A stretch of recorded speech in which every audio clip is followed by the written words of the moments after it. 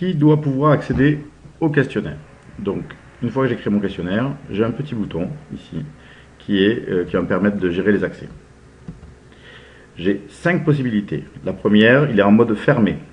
Hop, on ne voit pas bien. Il est en mode fermé. En mode fermé, ça veut dire que uniquement les personnes avec des droits d'auteur ou d'administrateur sur mon espace peuvent accéder au questionnaire. Il peut être en mode privé. On le verra après, mais c'est un accès pour des profils d'utilisateurs. C'est-à-dire que je peux décider de donner accès aux entraîneurs uniquement, aux stagiaires uniquement ou aux régatiers. En mode ouvert, c'est toutes les personnes qui ont accès au module. Donc, pour ces 3 cas ici, on est sur un accès à la ressource qui nécessite un login et un mot de passe. Je peux aussi le passer en mode web, c'est-à-dire sans login et mot de passe. En donnant le lien vers le quiz à mes utilisateurs, ils accéderont au questionnaire. Enfin, j'ai une publication par date, c'est-à-dire que je peux l'ouvrir du 15 octobre au 30 octobre si cela me chante.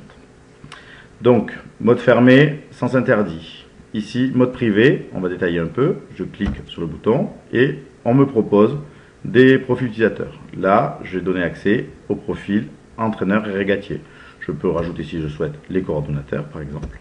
Hop, je clique sur enregistrer et là, donc, j'ai 3 profils utilisateurs qui ont accès. Les entraîneurs, les régatiers et les coordonnateurs. Ensuite, je peux le passer en mode ouvert. Donc là, c'est toutes les personnes qui ont accès au module. Et donc là, j'ai un bouton vert qui s'affiche. Je peux ensuite le passer en mode web. Donc là, j'ai cette petite boîte de dialogue qui s'ouvre. Et donc, je peux le publier sur un moteur de recherche ou le rendre invisible sur un moteur de recherche. Donc, il est non référencé. Voilà. Mais quand je vais envoyer le lien vers le questionnaire, toute personne pourra y accéder sans login et sans mot de passe. Pour des inscriptions à des stages, c'est souvent ce qu'on utilise. Enfin, si je peux faire une publication par date, donc là j'ai la boîte à outils la boîte de paramétrage suivante qui s'ouvre. Donc je définis ici la date, je définis ici le profil utilisateur souhaité, donc je peux le laisser en mode web. Et enfin, j'enregistre et puis voilà.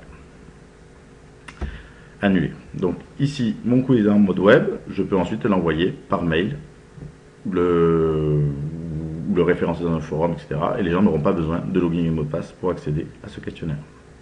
Voilà. À bientôt.